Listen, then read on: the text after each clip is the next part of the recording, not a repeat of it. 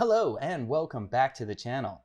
Today is episode number 5 of Geeks Drop the Gauntlet. My name is J-Rad and this is... Booger. Ew. Today's episode is all about which open world game is the best ever created in our opinion. So, which open world game has stolen the most of our precious time? Well, we're going to sort through that and hopefully get to the bottom of it and see if we can agree on something for a change. Maybe, but I think it's important to specify that for open world games, we're considering games where you can go anywhere. Yes. So you don't have to travel to a central hub to go to a different area of the game. You can just drop in and go anywhere you want. Yes. So this sounds like it's going to be a fun episode. We're both pretty avid gamers, and I'm curious to see what games you've chosen. But first, before we get started, I want to say that Geeks Drop the Gauntlet is happy to announce that we are being sponsored by the Nando Knight Comics. He will be at Ontario Comic-Con Revolution on May 20th and 21st. Make sure you swing by his booth and say hi and tell him Geeks Drop the Gauntlet sent you. We'll provide a link in Instagram in the description below. Also, this is Ontario, California, not Ontario, Canada, for those of you who don't live in SoCal. I almost booked my flight to Canada. That would have been a fun trip anyway. But let's wait for hockey season. Okay, that sounds good. Well, I guess, are we about to dive in? Yeah, Jinx, let's do it. Jinx. All right, here you go. Oh, thank you. All right, well, I figured first, at least for me, and I don't know if you did the same, but at least for me, what I did is I have a couple honorable mentions before I dive into my top 5. I created a top 5 list because to me, there are quite a few amazing open world games out there. Absolutely. So I have 3 honorable mentions and 5 for my top. And they are actually in order. I did place them in order to what I believe is top 5, and I hope we agree on that number 1. But first things first, let's start it off. Let's hear what one of your honorable mentions is. So I'm going to admit that on some of these, I don't have a lot of experience, but I did enjoy the gameplay while I was in it. I'm going to say my first one's Assassin's Creed 3. Okay. I thoroughly enjoy the combat in Assassin's Creed, even though it gets a little glitchy at times. But the storyline was my favorite in Assassin's Creed 3. And the time period was my favorite, was colonial America. I agree with the time period. And I have been to Boston a couple of times, and I love that city. And every single time I've been there, I do the walk. What is it? Well, that just slipped my mind. Yeah, I know what you're talking about. Anyway, we got maps and stuff of what colonial Boston looked like, and they did a fantastic job of setting up Assassin's Creed 3 to look like colonial Boston in all the details. It was awesome. So that detail I really enjoyed in that game. I love the time period. The thing with Assassin's Creed 3 that hurt it for me, that rhymed, is I hated the ending. I thought the ending was terrible just because of how anticlimactic it was. I don't remember specifics, but I think you chase someone and then you catch him and you both sit down at a table and talk about something and then he dies or something. I can't quite remember, but I just remember I felt completely let down. But the game was pretty good. I didn't finish it, so I didn't get let down. All right, well, let's move on to my honorable mention. So the first honorable mention I want to mention is Cyberpunk 2077. I know that game had a lot of issues, and this was the one big negative. When it released, it had a lot of bugs, a lot of issues. In fact, I don't even know if they still have fixed the police system that's in the game. Maybe they have. I haven't touched it for a while, but that was terrible. But if we can look past those, and fortunately for me, I played it on PlayStation 5. I didn't have too many bugs. So to me, being that the open world was very immersive, I love the futuristic look of everything. I thought the story was great. Keanu Reeves did a great job. Yeah. I actually didn't think I was going to fall in love with the story, and I really actually did. I love the story. I thought that it was well written. I thought the side character stories like Pam and I forgot she started with an E, the other girl. There was just a lot of awesome side characters that were just really cool. And the first person combat, I'm not a fan of action combat in a single player game at first person. I love third person. But for me, that first person gunfighting was great. Using your swords or your knives in your arms and all that, it was a lot of fun. So that's going to be my honorable mention number 1. Well, and I got revenge on the game for being glitchy because I cheesed the shit out of that game. Yeah, you did. They had I remember that. the thing at the beginning where you could get some painting that took me forever to kill those people, money. And then you just sell it, reproduce the painting over and over and over and over again, and then you sell it for a crap ton of money. So. Yep. I was buying mods that were way out of my level, but and I was going in and cheesing, like if you keep doing the same computer until you get the correct mods, and then like if you don't, you save it and go back in. So like the game got too easy for me. Freaking cheater. It's my own fault. But I could just wave people to death in that game. But like I enjoyed it. That's another game I didn't finish, but I feel like even if I picked it up now, I have all the tracer bullets on everything, and everybody lights on fire. Dead. And it probably fixed it, so now my guy's gonna be weak as hell because I cheesed everything. But, so we'll see what happens. Funny. But that might be one that I will have to do some backseat gaming on, and you can do the commentary. Yeah, that would be pretty fun. I'm right at the last level, so I could finish that pretty quick. I think we know what we're gonna do for our next backseat gamer. So is that actually one of your honorable mentions too, or? No, I did not. I did not mention Cyberpunk, but I did enjoy the game, but I just didn't do it. So my next one is Fallout 4. Oh, okay. The Bethesda games just in general are pretty good open world games. They're very involved. There's a lot of stuff to do. And Fallout 4, again, is based in Boston. So you get to see these sites. I know. You see these sites that you have seen, like Faneuil Hall. It's got like the grasshopper on top and all that. So it's super cool. To be able to visit sites in this game. Although the difference between colonial Boston and then wrecked Boston after a nuclear war Boston. are quite a bit different, but they still have the sites in there, which is really cool. You're like, ooh, I've been there. I'm like, that burned out building that's only one standing on the street? You're like, yeah. Well, and Fallout 4 was really unique because they actually added mods to that. Yeah, that was cool. On console. And so I thought that was pretty cool. One of the few games to do that. Right. Only one I can think of, honestly. But I modded that and goofed around with it a little bit. But. And that's what is awesome about that game. I think that game really came into its own because of the mods. Mm-hmm. They're just amazing. You go on like Nexus mods, it's like number 3 or something behind like Skyrim and something else. Yeah. For the amount of mods that are on there, it's ridiculous. Yeah. I've never been a huge fan of Bethesda, but I can appreciate what they've done in terms of gaming, in terms of the Skyrim and the Fallout 4, and just massive, engaging open worlds. Yeah. That's awesome. All right, well, I'm going to dive into my next honorable mention real quick, and that's Hogwarts Legacy. It's a new one, just came out. I actually thoroughly enjoyed that, and I didn't think I would because I am not a huge Harry Potter fan. I am a Harry Potter fan, sure, it's great, but I'm just not huge. And I started playing that game just being like, well, let's see what happens. And I ended up loving it. I thought the immersive world was so entertaining, just Hogwarts itself. Mm-hmm. I probably spent 20 hours going through Hogwarts, finding every little nook and cranny, finding every little thing, and saying Revelio like 600,000 times. Whatever. But I thought along with player choice, along with the character customization, I spent so much time making my wizard look different all the time, every new thing I've got. And then another thing that I didn't think would be awesome and ended up being awesome was the combat. The combat was fun. I was kind of blown away by the combat. So, being able to do different spells and setting things up, like freezing someone, then burning them, and then having them explode, and then lifting them up, and then throwing them back down on the ground, and then pushing them away. It was amazing. By the way, Confringo, my favorite. But no, I thought all of it was cool. I thought the side characters were cool. I just thought that the immense attention to detail is really what stole the show in Hogwarts Legacy. So you know what? Hats off to the creators and the developers of that. That was an awesome game. So and I liked that it was set before the events in Harry Potter, but it was a unique story. Like there are families in that you are familiar with in Harry Potter, but it again provided a unique story within the world, and it was a real threat. I thought, absolutely, it was a cool story.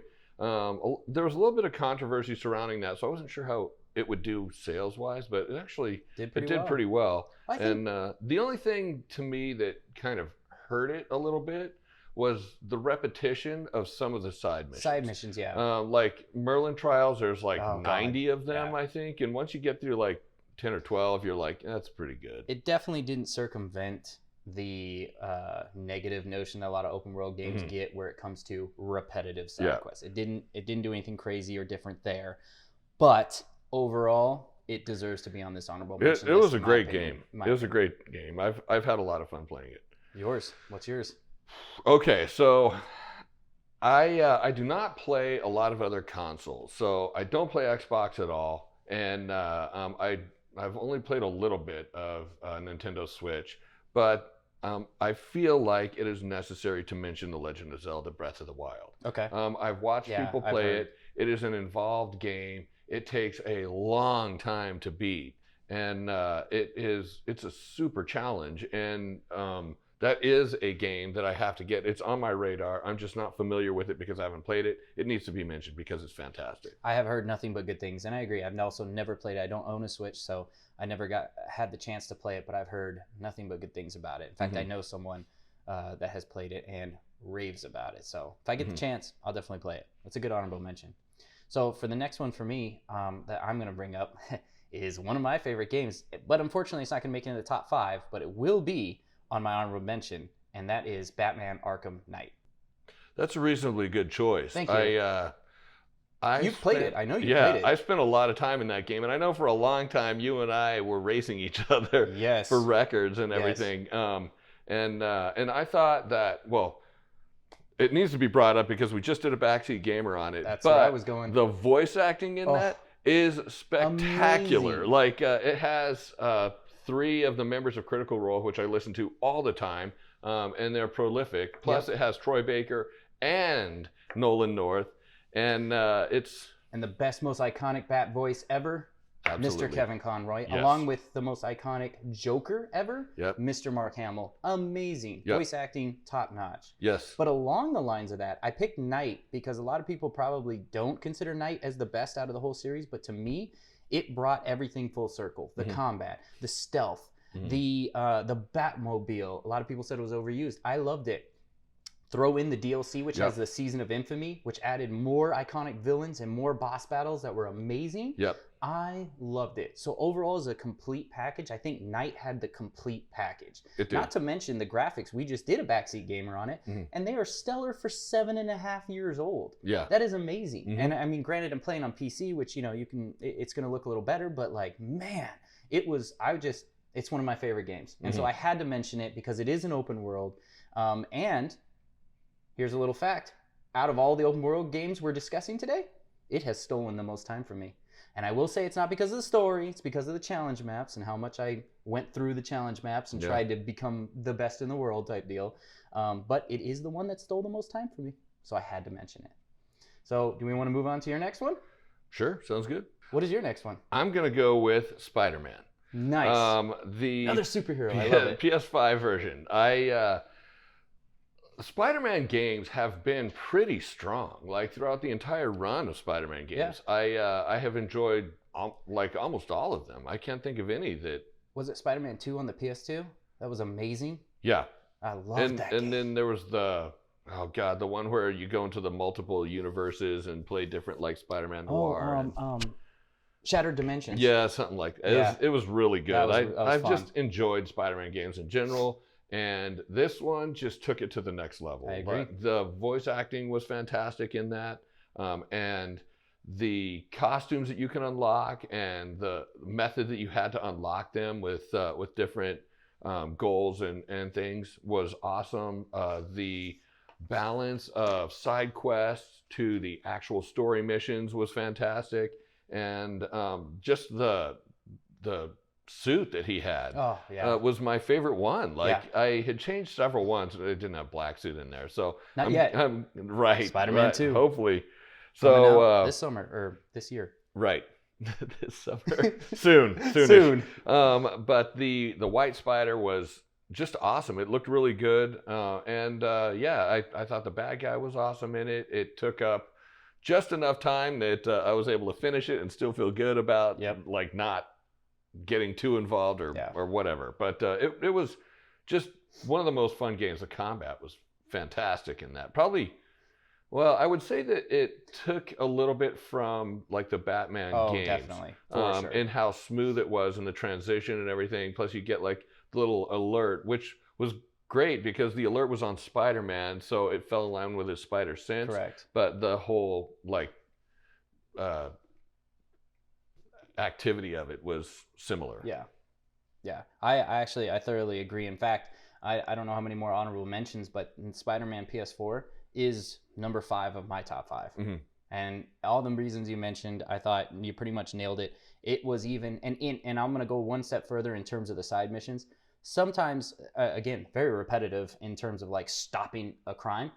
But stopping a crime as Spider-Man? Yeah. That still feels pretty cool. Oh, yeah. I mean, I would swing around and just see some bad guys on a rooftop trying to break in. I'm like, not on my watch. And I would go in there and just smoke them. And the glitches were awesome, oh, too. God, some of the glitches. We have some funny fail videos that are Spider-Man. Yeah, I spent a lot of time in Spider-Man as well. That is just, it was well done. It was well done. I agree.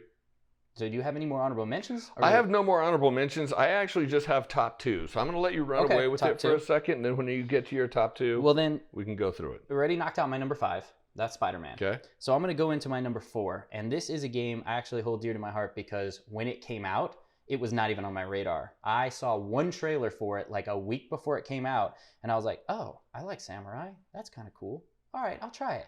It is Ghost of Tsushima.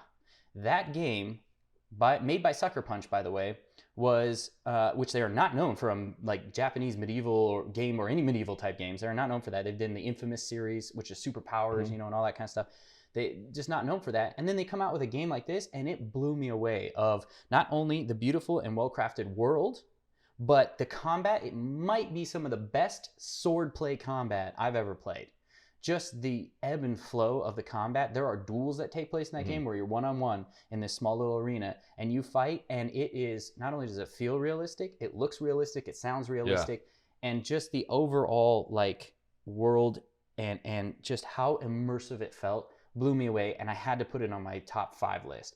I put it at number 4. I put it right in front of Spider-Man, even though I love Spider-Man, just because Spider-Man, I was expecting it to be good, and it was, thank goodness. I did not expect this to be good, and it blew me away. The authenticity was amazing of how everything looked too, just the detail, Japanese architecture, it was awesome. And the voice acting was amazing. Jin Sakai is the main character, and his voice actor is awesome. He actually is an actor, not just a voice actor too, and just what a great game. So that's my number 4. Good choice. I've watched you play it a couple of times. I don't have any experience with it, but it was gorgeous. It is like watching a movie. Especially when they moved to PS5. They did the PS5 upgrade. Yeah. Put the nice little finishing touch on it, which was great too, because right before the PS5 upgrade came out, I had taken a break from the game. And well, I should say not right before, but I took a break from the game, didn't beat it. And I was like, man, I need to get back to it. And then they announced, we're doing a PS5 upgrade in 3 months. I'm like, I'll wait. And I waited, and I beat the rest of the game in with PS5 upgrade graphics, 60 frames per second. Great. So that's my number 4. So I'll go to my number 3 because we're about to do our top 2. My number 3 is no guess. Okay, no guess. It is. I was just gonna sit and look menacing right? at him. You're like, I'm like, dang, you guessed it. It is Elden Ring. Elden Ring was also another game that, while on my radar, I'm not a huge Soulsborne fan, and this is kind of in the Soulsborne genre, it blew me away because of how, again, detailed it was. I will bring up its one negative real quick, and that was, I had no idea what I was doing the whole time I was playing the game. I had no idea what the story was. I had to go online and like search a multitude of things. I'm like, what did that mean? Where is this? Who is that? And I barely pieced the story together that way. So to me, that was a negative because it was really hard to follow. Some people would be like, oh, you're an idiot, this, and this. But I'm dumb, I guess. I couldn't follow it very well. But what did steal the show was the amazing and detailed biomes. That was amazing. It's in one open world. You're not traversing anything like what do you call it, going to a hub or anything like that. But like you would just ride your horse, and all of a sudden you ride into a new area, and you're like, whoa, I just went from foresty into like a lava area. What does this door do? Unlock the map. What does this chest do? And you open a chest and you get teleported halfway across the map into somewhere else. And you're like, oh, where is this? A completely different area. You're in a castle now, or you're in this, you're in that. It was just mind-blowing how they did it. One of the best things that I really liked is that the open world actually felt truly open. There was no major quest line, no major things that pop up in your map like do this, do that, who this, side quest. Barely a storyline. Yeah, right. But I actually liked that feeling of you open a map and it was open. I didn't really know where I was going sometimes. And while the story was like, I didn't know where I was going with the story, or it didn't know where it was going with the story, I don't know. But sometimes it was nice to just be like, all right, I'm going to go that way. And you progress that way, and what do you stumble across? A freaking dragon. You're like, Yeah. holy God, now you're fighting a dragon. Yeah. Like, just that was awesome to me. And really, one of the few games that from beginning to end, this is one of the few games I beat beginning to end, no stop, no breaks, no nothing. And I did it in like 2 to 3 weeks and spent 100+ hours in this game. Like every waking moment, I was like, go to work, come home, play. It got me, so I had to put it on my top list. Number 3. I actually also probably spent 100 hours in this game, but this did not make my list because there's a number of reasons. Number one, I am not as good a gamer as him. So my 100 hours, 96 of them were spent shooting some damn vulture as it fell off a ledge and over and over and over. I think I'm like level 120 and I still can't beat anything in there. But it started out and fire was OP. That if you got these particular weapons, you were OP, you were going to kill everything. And so it took me too long to get those weapons. So by the time I got them, fire was not OP anymore. It was now blood and bleeding damage. And I had not gotten in that direction. And it was going to take way too long to downshift.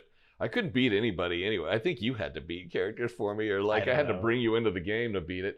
And then eventually I got our cameraman D. I got his friend to just beat people for me. So I have no idea what I'm doing in that game. I can't beat anybody. It's not for the casual gamer. And in your defense, this was one of the first Souls Wars games you've ever played. It is the first Souls game. It is the first. So that goes to show this is not a game for everyone. And as much as people, you want a game to be accessible to everyone. Unfortunately, this one just kind of isn't. If you didn't play any of the other ones, I mean, and I haven't even played all of them, but I played Demon Souls, I played the first Dark Souls, I played Bloodborne, and then my favorite is Sekiro. Sekiro is my favorite game. It didn't make this list, but it is one of the best Soulsborne games. Has some of the best combat ever, along with Ghost of Tsushima. The swordplay combat was amazing, but I played all those and beat all those. And so coming into this one, I probably had a little bit of a leg up then on you, just because I played these type before. Well, and it didn't help at all that I see a couple of YouTube videos of somebody that like 3 shots some bosses and doesn't even get touched, and I'm like, I can do that. I cannot do that. I can't. Those are tough. I have no ability for that.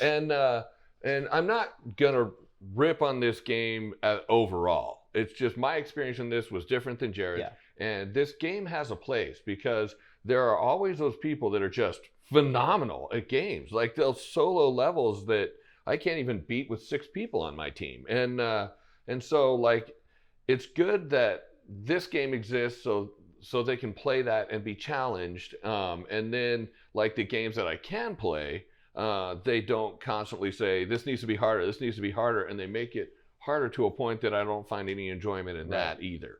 But there's a fine line. Yeah, just to kind of give you my skill level. When I play Call of Duty, if I finish 6 and 15, I'm pretty happy with that. He finishes like 26 and 3. So that's kind of a difference in skill level. Rarely. But geez, that was 3 for you? That's my number 3. So, and one more thing I want to mention about Elden Ring, which I thought was cool, is yes, it's very hard, like the bosses were very hard, but it actually was rewarding too. When you beat the boss, you would get a brand new weapon, a brand new piece of armor or something, and you would be like, oh, a new sword. A lot of games you're like, oh, a new sword, cool. Yeah. But this sword can cast a lightning bolt from the sky. You know what I mean? It always felt like something new, and so it made the 2+ hours I spent on bosses, trust me, I've done that multiple times dying, felt worth it, because now you've got the next OP sword, or the next thing until they nerfed it. Yeah, it was rewarding Sword of for Night me. and Flame, RIP. It was rewarding for me when you beat the boss in my game, for me. Let's move on to number 2. All right, so we've got our top 2. I would like you to announce what your runner-up is. My runner-up is Witcher 3. I love that game. Choice. I love the combat in that game. I love the magic in the game. I love the story in the game. And I have not read the books yet, which the Witcher series on HBO? Netflix. Netflix. Yes, that's right. I have not read the book, so I didn't understand the story in Netflix, but I was familiar enough with the game to know the characters. Yes. So I love that game. And I have probably just about done everything I can do up until finishing it, because I'm just beelining it towards the end. I finished all the side quests and everything. It's taken me a stupid amount of time to do it, and that's probably why I'm having a difficult time finishing it. You've had 8 years, man. Well, I've even unlocked all of the armor up to master level. Like, I don't know what I'm doing. Like, it's easy to burn yourself out because I probably have done it. That's probably the game I've invested the most time in, just overall, because I have done everything that I can do in that game, and as soon as I finish it, I need to go into Blood and Wine. I don't have any of the Gwent in there, but I've wasted hours playing Gwent in that game. Same. And like, that's probably the best gaming game that even exists. We love it so much that we bought physical cards. It's back over here. In fact, we have we have an idea that we are going to be playing this live on camera at some point. We're going to play a real life, and this is the Gwent based off of the game Witcher 3, not the Gwent, Gwent, I forgot, it's just called the Gwent Witcher card game that's on like iOS and Android. This is going to be an actual him versus me sitting there playing like we're in The Witcher, and it's going to be a lot of fun. And you want to talk about Drop the Gauntlet? Geeks Drop the Gauntlet is going down. It's happening. But I actually 100% agree with you. My number 2 is also The Witcher 3 because of everything you just said. Despite your third pick. It was just, it was awesome. Like, some of the best memories I have of that game I thought were amazing, where that choices actually mattered. You actually made a choice. Yeah. I remember in the beginning, I believe her name was Kira. Yeah. There was a girl in the beginning. She was a sorceress. Oh, yeah. And she said something, and it kind of annoyed me. So I was like, well, I'm going to choose this choice of words. And it was a negative, or not negative, but it was like a bad choice of words. And I was like, go F yourself or something, something along those matters. And what happened? She actually threw down with me. She was like, all right, and started casting lightning bolts, and I killed her. And I was like, oh boy, like, she's not going to be in the rest of the game. You lack tact. I slept with her. Well, I did. Then I killed her. Oh, okay. Oh, wait. Anyways. Did you kill her then do that? Let's not go there. No, but just the story aspect of it, to where now she's not involved. And if you kept her alive, I have seen playthroughs, she's involved. And so that was really cool. That was really cool. Like, that choice was a huge choice. And so having choices that actually mattered, having such a detailed open world, just riding through the cities on Roach was awesome. You're just riding through, and I'm like, oh, there's a side mission there. Oh, here's my next poster board. Run over there, grab all the Witcher contracts. Like, it was awesome. The combat was great. The magic was great. And the thing that I loved, the builds were great. I didn't mention that on Elden Ring, but it's the same. Having a game where there are builds that people have on the internet, where YouTube has 1,600 different build versions, that's awesome. And Witcher had that too. Yeah. And it was fun putting together your Witcher gear and trying to build it up and trying to max it out. And I think you were a sign build. I was, Griffin. I had the Griffin armor, and it basically just, I can spam magic with that because it just replenishes over and over and over. And that's got me out of some hairy situations. But I know that you've tried both, like, kind of a blend build. You did the cat build for a little bit, and you also tried the bear. I did that, yes. So I had the Ursine build for a while. I had the Witcher gear from the bear school, and that was pretty cool because it was all about the Quinn shield. So, like, if I was in a situation where people were tagging, I was like, Quinn, and I would hold it, and you'd have the Quinn shield around you, and they would hit you, and what they would hit you for would heal me. And that was really cool. And being that I souped that up, I could hold that against multitude of attacks, and my health's all back to full, and I'm like, all right, let's go. And so that was a lot of fun, but the negative was I got really horrible sign regeneration. So my stamina would come back very slowly. So that was the only negative. One of my favorite, though, builds is actually I did a hybrid wolf build, and that was a lot of fun just because I was jack of all trades. But again, how many builds are we talking about? Like, that's awesome. And you just go through the game, and I thought the story was well done. But I will say this, you can't say anything on it yet, and I can't wait for you to play it. But Blood and Wine might be the best DLC ever made. That's bold. It was awesome. The story was amazing. And as you probably already know, I'm pretty sure you know, hopefully this isn't a spoiler, it involves vampires, and I love vampires. So I didn't know that. Cool. Well, spoiler alert. No, but it was amazing. I don't even want to play anymore. Just watch. Play through them. No, it's really fun. And Hearts and Stone is really good too. You got to play that DLC as well. But yeah, so Witcher 3 deserves to be number 2. It deserves to be number 1, but unfortunately, there's a game in front of it that just, for me at least, that wins. And I have a feeling we're on the same page. I'm sure we are. I didn't know which one you were going to pick between the top 2, but now that I know Witcher's your 2, I know what number 1 is. You want to say it together? Yes. Ready? 1, 2, 3. Red Dead Redemption. Red Dead 2. We coordinated it perfect. That was amazing, and I think we deserve an award for that because that was top notch. We almost just spilled everything everywhere. That's a white guy high. So, as we move on now, because that was horribly embarrassing, Red Dead Redemption 2 is my favorite open world game of all time. As you can tell, I even have a shirt, and I don't buy shirts about video games too often. So that game blew me away, and the best part was the first one already had blown me away. So when I came into the second one, I was like, let's see if it's as good. Oh, was it ever? It is the best game I've ever played. I mean, some of the most specific things, I mean, I wrote down some bullet points here that just blew me away. Not only was the world super immersive, I mean, you felt like you were in the 19th century, what do you call it? Wild West. Yeah. And the best part was, not only was it the Wild West, you could feel throughout the map the progression of the world. Pretty much from Armadillo all the way over to not Blackwater, but what was the furthest city that had all the Saint Denis paved roads? Saint Denis. Like from Armadillo to Saint Denis, you could literally see progression happen, and I thought that was so cool. So not only the immersive world, but the story. I don't know if I connected with characters like I did in this game. Oh yeah, Arthur was amazing. I actually cared about all my gang mates in our group. Right. And there are people that popped up. If you don't know, the game's been out for years. If you never played it, like, it's time to get it. But Red Dead 2 takes place before Red Dead. Red Dead Redemption. So John Marston's actually in your group. Yes. You don't play as him, but he's in your group. And some of the characters that are important in Red Dead Redemption 1 pop up in Red Dead Redemption 2, and they're your friends. And in Red Dead Redemption 1, they are not your friends. And it's kind of cool to see how that rift happened.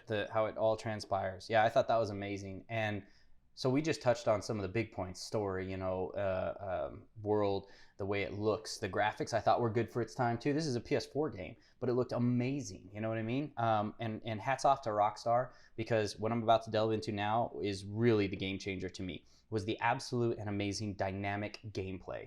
So not only did the shooting feel good, this is a shooter. The shooting felt good. But everything else did. The horseback riding, the fist fighting, the talking, the being able to literally hold a button, look at someone, and a random NPC and go, howdy, how you doing? Hey, go F yourself. You know what I mean? Like, you could do anything you want. You could be aggressive enough to someone to where they wanted to throw a punch at you with your words. And then you would throw down in the street. And then the law would come after you. And then you could get thrown in jail. Like, and your choices matter again. Like, there's this glitch thing where, like, what are those two cannibal the brother and sister, and if you shoot the sister, the brother chases you for the rest of the game. Like, you can never make him stop, and that's awesome. And there's so many mods that are associated with it. There are mods. Yeah, we've watched people do like ragdoll effects. The bloopers in that are funny, and Rockstar. Yeah, Rockstar owns up to all of them. Yes. So like, they had no intention of taking any glitch things out, because the game is playable, and if anything, that just makes them funny. And like, that story, like, I liked Arthur so much over the course of that game. He was a strong character. You had like complete control over what he looked like, and like the choices he made and everything. And here I go again. This is probably like 3 freaking videos in a row where I've talked about crying, but I cried in that game. Like, when things started going south, I was like, oh no. Yeah, watching everything fall apart. Hard. Yeah, it was really hard. And not only that, watching you fall apart. Yeah. Not that even the things around you. You contract a horrible disease. Yeah. You are trying to not only keep your group, your gang together, you're trying to keep yourself alive. Yeah. And unfortunately, this is a disease that you're going downhill, and there's no ifs, ands, or buts. And so it was just this. The game did such a great job of doing this. You got up to this high where you're like, oh my God, we're all doing well. Like everything's going to go good. How's this going to fall apart? We're doing so well. Right. And then it does. Well, and they did a great job in the animation of it too, where like Absolutely. Arthur is a strong dude. He's got that like Old West like just strength to him. Old and man then, strength, yeah. And then like as you're progressing, your character starts losing weight, and skinny, like you can feel the difference in how quickly you lose stamina and stuff, and it's heartbreaking. You experience that, and man, it was fantastic. Coughing all the time. And the other thing I want to bring up is like what Red Dead Redemption 1 did, where you play as like you have zombies. They have the zombie maps Undead and Nightmare? everything. Yeah. And then this one actually has like a UFO element to it that was a really cool Easter egg that like if you go to a church at a certain time and look up, you see the UFO flying away. And it's just little touches and things like that. And then there's that one guy that keeps asking about Gary or something like that. He's walking around I can't remember the city. Yeah, he's walking. Yeah. Yeah, and nobody ever even solved that. Like we don't like there are suspicions that like Gary might have been the living in this house where there was a time travel thing and you helped out the mom or something. I can't even remember. There were so many theories. But there was a theory around that, but I don't think anybody has a definitive solution still to Gary, or if it even has a definitive solution. I don't know. But it was awesome that they put that in there. I know. Like, there's just little things. It's cool. And to touch on that, the one thing I really wanted to mention here again was, and this goes along with the gameplay, but just the animations that they coded in were so amazing. Like there was one, I remember the first time, and this can sound gross, but it's just the animation was amazing. There was a time you're in a shootout, you're in a gunfight, and this guy came around the corner, and I think I had 1 or 2 bullets left, and I turned around and boom, shot him right in the chest. And, go back to my hiding spot, like, oh, if he's going to come get me. And because he dropped to the ground, but I could still hear him. And he's like, oh, and he gets up. And I was like, oh, I got to shoot him again because he's going to come after me. But he gets up, turns away, drops his gun. And you can see he's bleeding. And he walks away, stumbles over, falls down about 20 feet away from where I originally shot him. That makes you feel bad. I know, but just, and I know it sounds terrible, but like, they thought of all this. Yeah. And I walked over to him and I was like, I feel bad. I literally felt bad for killing an NPC. It was an NPC. Yeah. And I was like, damn. And he's over there going last breath and dies. And I was just like, all right, I need to take a little break. Like that actually got me a bit because I was like, dang, I never felt this way before about an NPC. Because normally I'm like, oh, look at that family. No. But at the same time, you push somebody in a fire and laugh at it. Exactly. As they That's what I mean. That's what I mean. Because you're sadistic. It's a video I didn't game. laugh at that. You did. I saw. But it's a video game. That's all it is. And that just the amount of animations that they put in there that are so fluid and just happen. It's not a cutscene. It's not anything like that. It just happens. And I just remember times of doing stuff like that. And I'm just like, controller down. I'm like, that was awesome. Yeah. Like, holy crap. And not too many other games have made me do that. So therefore, it's my number one. And I think another important thing to point out before we wrap this up is that I think you and I probably have about the same amount of hours invested in online in that game. With minimal. And the online is expansive. Like you could play that for the rest of your life and have a tremendous amount of fun with it. I think I played maybe 10 hours in online. Same. Almost all of the game is all single player. Like it is that immersive. Like, it is spectacular. And one of the few games that, again, while you can beat, because it's an open world, you can beat an open world game. One of the few games that if you go into my game right now, like if you go into it, there's nothing to do. Right. I've literally I've done knocked everything out to the point where all the legendaries, everything. Before we made this, I logged into it a little bit earlier this week just to see who I was. And I was like, what do I do? There was nothing you could do. My map was empty. I was like, well, I'll go ride around my horse for a bit. And that was it. But point is, one of the very, very few open world games that I don't have a single side quest thing left on my map. It was that amazing. Yeah, I was sad that they took the windmills out. In the first game, we used to climb up the windmills and just get in fights and try to jump into a trailer and all this stuff, and it was spectacular. We probably wasted at least 50 hours just playing around those windmills. We almost, keyword almost, had 6-packs from laughing so hard. Right. It was amazing. But they took the windmills out for the open. I mean, they might be in now. They might be in there. We just didn't spend too much time in the online. The story was too engaging. Right. I had to keep playing the story. Yep. But that's awesome. So we agreed on 2 and 1. Right. That is amazing. If you're good, you're good. Well, absolutely. There wasn't too much argument I think we could have here. So That was awesome. Well, that was a lot of fun, and I'm glad we agreed, like I said. So I figured we'd be throwing blows, but we're not, so that's amazing. So let's wrap this up and say, please tune in next time for episode number 6, as we are going to discuss the upcoming Harry Potter series that just got announced on HBO Max, or I believe it's Max now because HBO and Discovery all mixed up. But we're going to talk about the hype, maybe some concerns and relevance of this project, and see what we come up with, because this is a big one, I think. It's going to be magical. All right. Well, thank you so much for stopping by. If you enjoyed this, please do consider hitting that like and subscribe button, and let us know in the comments below what you think your favorite open world game is of all time. So again, thank you, and stay geeky.